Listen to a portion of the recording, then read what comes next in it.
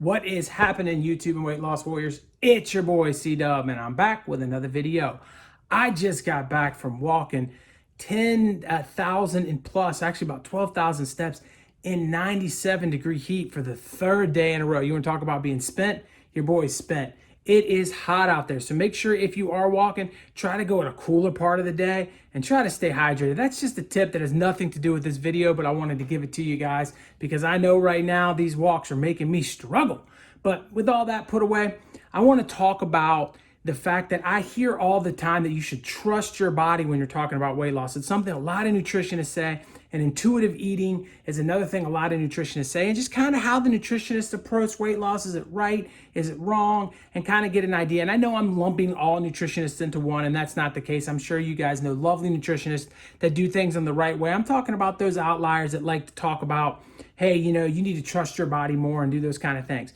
It sounds really good. Look, if you're hungry, eat. If you're tired, sleep. If you're not feeling well, get rest. All these things we hear are really, really, good things. And a lot of times, even with intermittent fasting community, what we hear is, oh, well, if you're in your fasting part of your day and you start to get dizzy and you just got to break your fast and end it. And, you need to eat. And a lot of that can be true. And I don't want to give any medical advice that's going to get you hurt, but I do want to caution us a little bit to understand something that is there.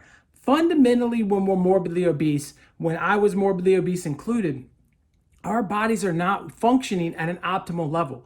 And we can say that they're doing exactly what they're supposed to do, but there were no morbidly obese people 150 years ago.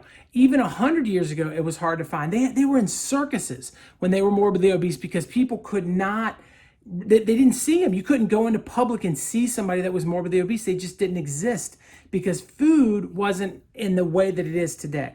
So what happens to us either at a young age or a lot of people as a young adults, what happens is we start to eat and we're eating bad processed food to get our blood sugars going, and we're eating on a constant basis, and we never allow ourselves to get into that fat burning mode.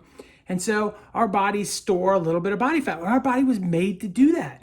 And I mean, it makes perfect sense if you think about it. When you need food, you need some kind of fat to be able to tap into. And so if you're eating well right now, your body is storing that bad boy because it knows that it won't always have access to food. But unfortunately, today we do have access to food. So what happens is when we get to a range in which we get too big, our insulin levels get way out of whack and we start to get insulin resistant.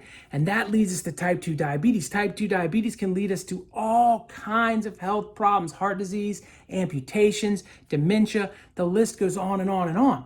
So we start to head down that path because our body is actually producing too much insulin, and the cells are resisting against it because it's constantly rising up. And it's a problem that happens to us when we can get morbidly obese. And it's not there in all cases, but it happens a lot.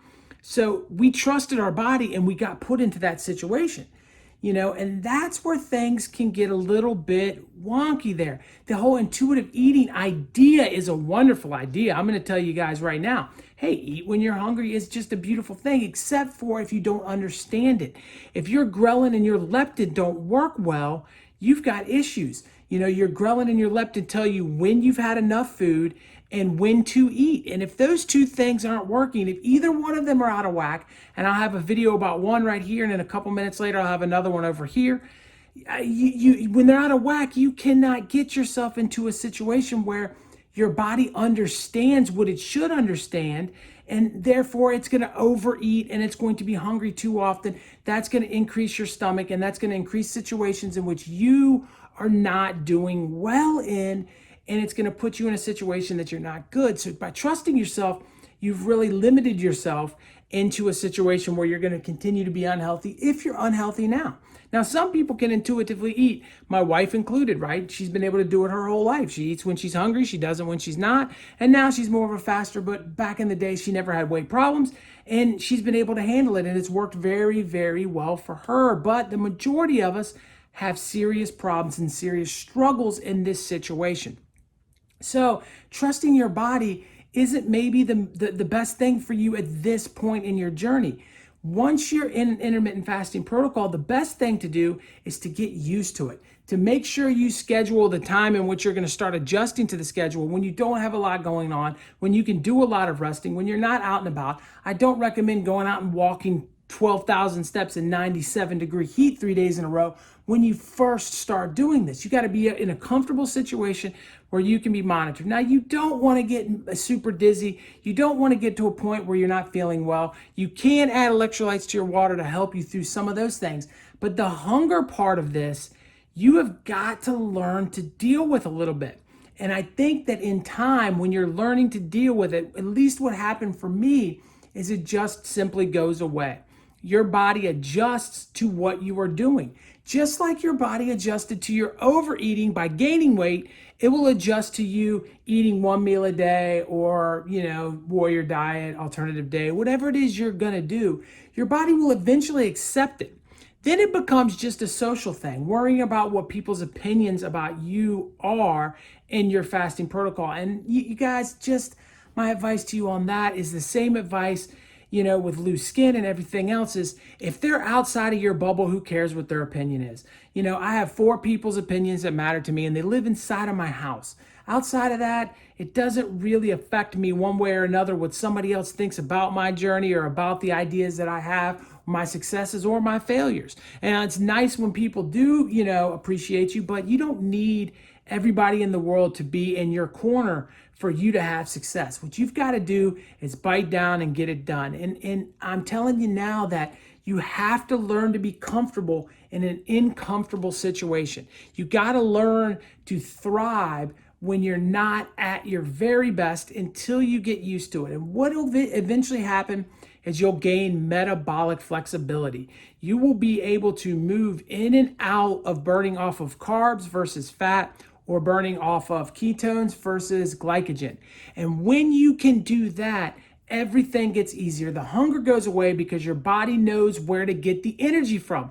Right now, if your body is never tapped into your fat burning mode and you're not eating, your body does not know where to get the energy. It is sitting there and it is thinking to itself, oh God, we need to eat because I need blood sugar. But the bottom line is you don't. Your body can run just as efficiently on ketones.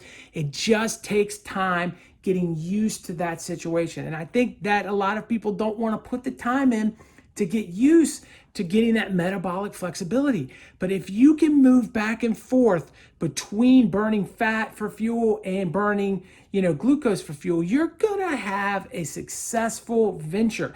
And I think this is something that we're able to do much easier at a young age. And not all of us, some of us have been struggling with weight our whole lives. But the good news is that, you do it at a young age, you lose it in an old age. But the good news here is I think that at least in my situation and in a situation where I've been surrounded by a lot of people that have had success, I've been in a lot of communities and met a lot of people, I've interviewed a lot of people on this channel, and a lot of us, I can't guarantee all of us, but a lot of us have had success being able to create metabolic flexibility through fasting.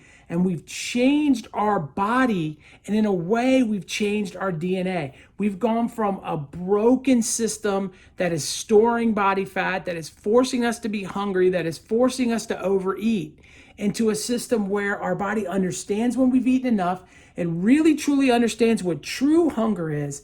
And it puts us in a situation where it's burning body fat for part of the day. And if you can do that, you're going to be good. So look, I don't know, what other people want to say to you, and I don't know where they come from or their ideas. But if intermittent fasting is something you're considering, but you're worried about the hunger, just bite the bullet, get through it for a couple of weeks, and it's going to turn around for you and it's going to change your life. I can't guarantee it, but I can pretty much tell you it worked for me, and it's worked for so many people all over the world. Just give it a shot. All right, I appreciate you guys. Right here is a video I know you're gonna like. YouTube says you're gonna like that one. Click on one of the 2 of them and watch it, please. I would truly appreciate it. My face right there. Click on that bad boy. It will subscribe to this channel and help me reach new people. Thank you so much for being a weight loss warrior.